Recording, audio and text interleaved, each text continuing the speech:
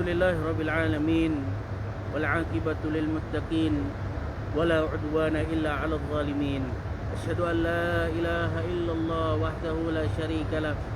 Wa asyhadu anna Muhammadan 'abduhu wa rasuluhu la nabiyya wa la rasula ba'dah. Ma'asyiral muslimin rahimani wa rahimakumullahu jami'an.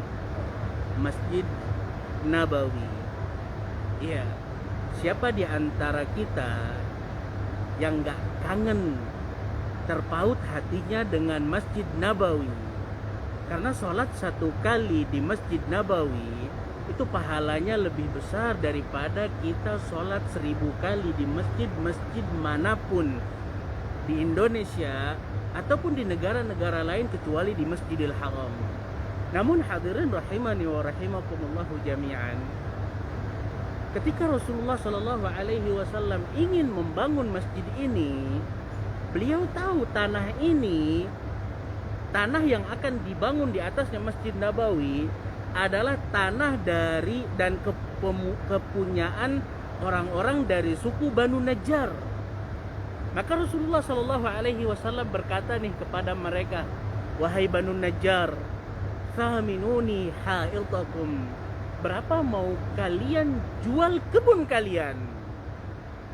Lantas Banu Najjar bertanya kepada Rasulullah Sallallahu Alaihi Wasallam, wahai Rasulullah, apa yang mau engkau bangun di tempat ini? Maka Rasulullah pun menjawab, masjid. Tahu jawaban Banu Najjar? Hadirin rahimani wa rahimakumullahu jami'an. Kalau seandainya engkau mau bangun masjid di tempat ini, la nuridu thamanahu illa 'ala Allah. Kami enggak ingin harganya kecuali ikhlas, mengharapkan pahala dari Allah Subhanahu wa taala. Artinya gratis. Subhanallah. Kita lihat bagaimana orang-orang Ansar. Tentunya di dalam versi lain ada pepohonan yang dimiliki oleh 2 anak yatim dari suku Banu Najjar. Dan mereka pun sempat menawarkan gratis juga. Kita lihat bagaimana perjuangan sahabat-sahabat Rasulullah Sallallahu Alaihi Wasallam di dalam memajukan agama Islam. Dan hadirin, walaupun akhirnya Rasulullah Sallallahu Alaihi Wasallam nggak ingin dari Banu Najjar harga gratis, Rasulullah memerintahkan Abu Bakar untuk membayar harganya.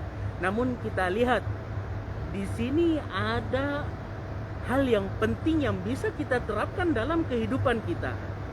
Bagaimana masjid yang berada di belakang kita sekarang ini menjadi pusat ilmu, menjadi pusat pahala. Karena Rasulullah Shallallahu Alaihi Wasallam berkata di dalam hadis, barang siapa yang datang ke masjidku nggak ingin kecuali ingin mendapatkan kebaikan ataupun mengajarkan kebaikan, maka dia akan mendapatkan pahala berjihad di jalan Allah Subhanahu wa taala.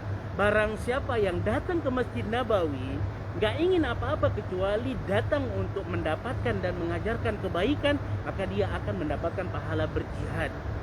Di dalam riwayat, di dalam Musnad Imam Ahmad, Rasulullah Shallallahu Alaihi Wasallam sempat berkata, barang siapa yang mendatangi Masjid Nabawi hanya untuk sekedar sholat, maka orang tersebut akan diampuni dosanya oleh Allah Subhanahu wa taala. Masih banyak lagi keuntungan-keuntungan lain, hadirin. Kita ambil pelajaran penting bagaimana semangatnya Banu Najjar, bagaimana semangatnya Abu Bakar, bagaimana semangatnya Rasulullah Shallallahu Alaihi Wasallam di dalam membangun masjid. Rasulullah Shallallahu Alaihi Wasallam menganjurkan kita di dalam satu hadis, barang siapa yang membangun masjid karena Allah Subhanahu wa taala, maka Allah Subhanahu wa taala akan bangunkan rumah di surganya kelak. Hadirin rahimani wa rahimakumullahu jami'an. Banyak masjid-masjid yang mungkin memerlukan pertolongan kita, entah sumbangan semen dari kita atau sumbangan harta dari kita. Dan ingat, pahala dari orang-orang yang sholat di masjid, yang mana kita memberikan saham, itu kembalinya kepada kita, hadirin. Kita lihat bagaimana seorang Abu Bakar, kemudian mungkin Banu Najjar pun yang niat tanahnya ini diwakafkan, itu insya Allah akan mendapatkan pahala dari sholat-sholatnya orang-orang di Masjid Nabawi dari dibangunnya sampai hari kiamat nanti. Allahu Akbar. Begitu besar pengorbanan, dan begini seharusnya kita berkorban untuk agama Islam, karena yang kita cari adalah surga. Iya hadirin, yang kita cari adalah surga, dan surga Allah Subhanahu wa taala mahal. Semoga Allah gerakan hati kita dengan melihat Masjid Nabawi, dengan melihat pembangunan Masjid Nabawi, dengan melihat asal-usul tanahnya siapa ini, kita tergerak untuk membangun masjid, menyumbang semen ataupun yang lain-lainnya, sehingga kita mendapatkan pahala jariah ketika kita meninggal. Insya Allah masjid tersebut selama masih diadakan sholat, taklim dan yang lainnya, insya Allah kita akan mendapatkan pahala yang terus menerus. Ini saja yang bisa kami sampaikan. Akhir da'wana alhamdulillahirabbil alamin. Assalamualaikum warahmatullahi wabarakatuh.